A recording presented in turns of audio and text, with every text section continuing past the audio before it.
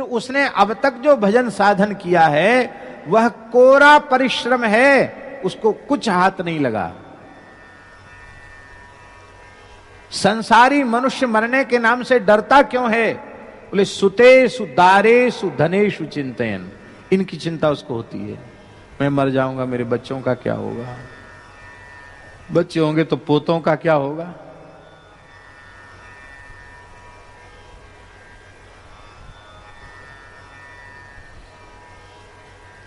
एक गांव में हमारे महाराज जी गए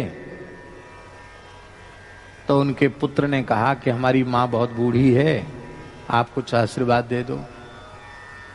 तो महाराज जी बोले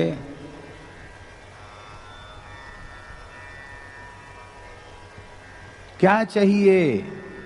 महाराज जी ने बड़े सरलता से पूछा क्या चाहिए?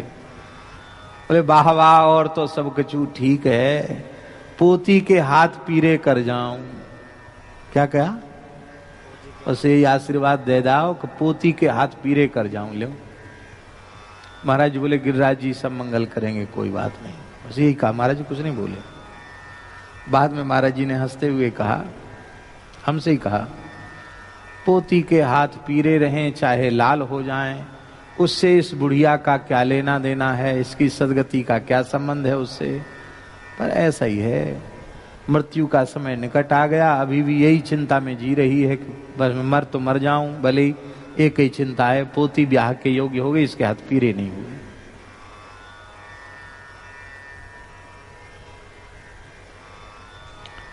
कभी पुत्र की चिंता करता है संसारी मनुष्य, कभी पुत्री की चिंता करता है, कभी पत्नी की चिंता करता है, कभी धन की चिंता करता है, कभी व्यवसाय की चिंता करता है। इसलिए उसको मरने के नाम से डर लगता है। इतना भजन करने के बाद भी भगवान से प्रेम नहीं हुआ, शरीर संसार से प्रेम बना रह गया, तो तुम्हारा किया हुआ साधन श्रम है। भक्त उसको कहते हैं जो हर क्षण तैयार रहे। हमारे प्रीतम का इशारा आवे, अभी तैयार हैं, इसी समय तैयार हैं, इसी समय तैयार है। ईमानदारी से बोलना, इसी समय मान लो ठाकुर जी का बुलावा आ जाए तो कौन तैयार है?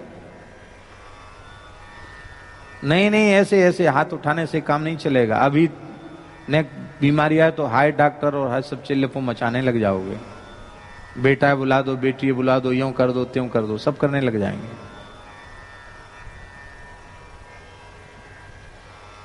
हे भगवान हमारी नहीं सुनते हो, हम तो मर जाएं सो अच्छा है। ये सबसे झूठी बात है, कोई मरना नहीं चाहता।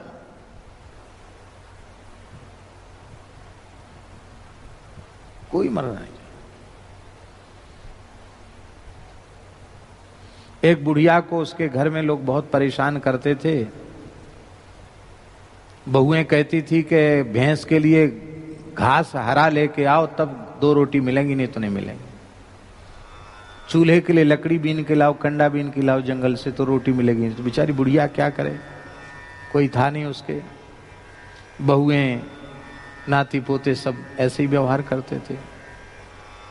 लकड़ी का बोझ लेके आ रही थी, गिर गया बोझ सिर से, पैर में थोड़ी ठोकर लग गई, रो रही थी हाय रे हाय, उसे ले गई मौत, उसे ले गई, उसे ले गई। मैं तो मरना चाहती हूं, रो रो के कहती हूं कि मौत आ जाए, मौत आ जाए। मौत भी नहीं आती, लगता है मौत भी हमको भूल गई। तो मृत्यु के अधिष्ठात्र देवता यमराज भैंसा पर बैठकर वहां से जा रहे थे। उन्होंने सुन लिया कि मौत हमको भूल गई, उन्होंने तुरंत भैंसा मोड़ दिया। माई क्यों बुलाया हमको? देखती मैया डर गई। कौन है आप? मृत्यु का देवता हूं यमराज। किसी कार्य से इधर से निकला, तुम्हारी आवाज सुनने में आई कि मौत भी मुझे भूल गई।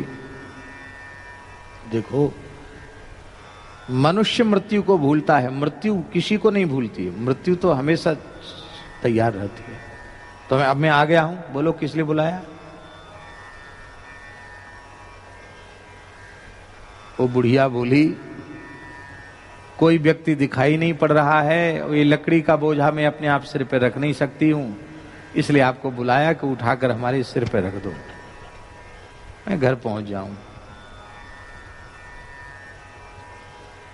मौत होती तो यमराज ले, बिना मौत के थोड़ी यमराज ले जाते। चले गए बेचारे यमराज, सिर पे लकड़ी का बोझ धर के चले गए। कोई मरना नहीं चाहते।